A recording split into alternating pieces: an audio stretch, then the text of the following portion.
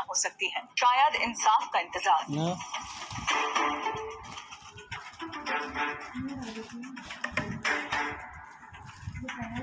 तमाम पीड़ित परिवार दोषियों को फांसी की सजा सुनाए जाने के बाद भी उन्हें फांसी दिए जाने का इंतजार कर रहे हैं। पिछले दिनों बूंदी में नाबालिग से गैंगरेप और हत्या के 2 दोषियों को एक साथ फांसी की सजा तो सुना दी गई, लेकिन दोषियों को फांसी के फंदे तक पहुंचने में कितना वक्त लगेगा ये कहना मुश्किल है। ऐसे में पहले सालों तक कोर्ट कचहरी का चक्कर, फिर आखिर में अधूरा इंसाफ। ये किसी एक माँ या किसी एक परिवार का दर्द नहीं। दैनिक भास्कर ने ऐसे ही परिवार का दर्द जाना जो उस जख्म से आज तक उबर नहीं सके हैं, क्योंकि उनको जख्म देने वाले कई साल बाद भी सजा से कोसों दूर हैं।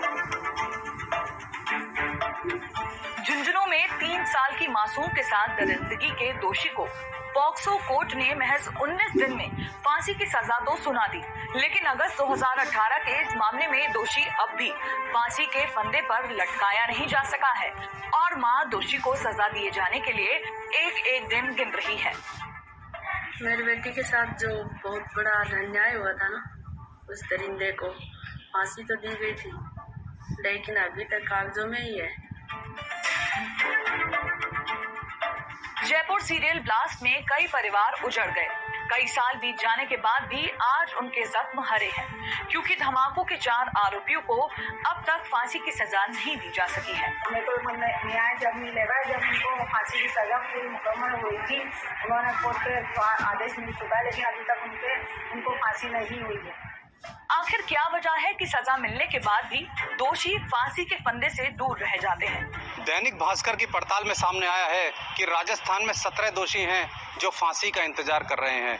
इनमें से 13 रेप के दोषी हैं, लेकिन फंदे से अभी दूर हैं। राजस्थान में 25 साल से एक को भी फांसी की सजा नहीं हुई, जबकि 1971 से 1997 के बीच 17 दोषियों को फांसी लगाई जा चुकी थी। राजस्थान में फांसी का फंदा बनाने वाला और उसे फंदे पर चढ़ाने वाला जल्लाद ही नहीं है, इसके लिए यूपी से जल्लाद बुलाना पड़ता है। यही नहीं, जोधपुर जेल में फांसी घर टूटने और दौसा में फांसी घर का प्रस्ताव खारिज होने के बाद राज्य में फांसी की सजा कहीं भी सुनाई जाए, दोषी जयपुर ही शिफ्ट हो जाते हैं।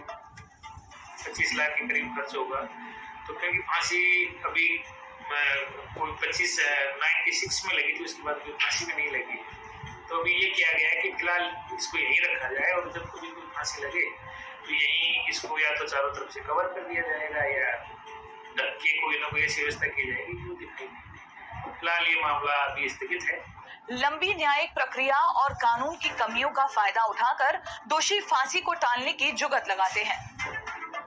ट्रायल कोर्ट से फांसी की सजा के बाद अभियुक्त हाई कोर्ट में अपील करता है और राज्य सरकार हाई कोर्ट में डेथ रेफरेंस पेश करती है।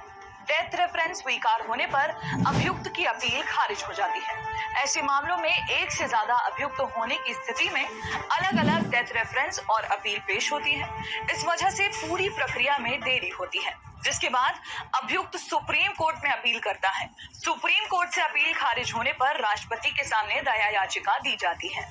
ऐसे में एक अभियुक्त की दया याचिका पेंडिंग होने पर दूसरे अभियुक्तों को फांसी नहीं दी जा सकती।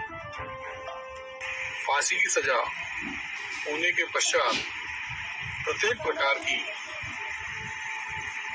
जो पिटीशंस अथवा लीगल रेमेडी हेतु एप्लीकेशंस लगती हैं, उनकी एक निश्चित समयावधि तय होनी चाहिए। न्याय में देरी को अन्याय माना जाता है। ये कड़वी सच्चाई है उन लोगों के लिए जो अभी तक न्याय के लिए इंतजार कर रहे हैं। ऐसे में दोषी को सजा सुनाए जाने के साथ साथ जरूरी है सजा का मिलना। तभी हम पीड़ित को न केवल इंसाफ दिला सकेंगे, बल्कि कानून और न्याय व्यवस्था पर लोगों का भरोसा भी इसी से कायम हो सकेगा।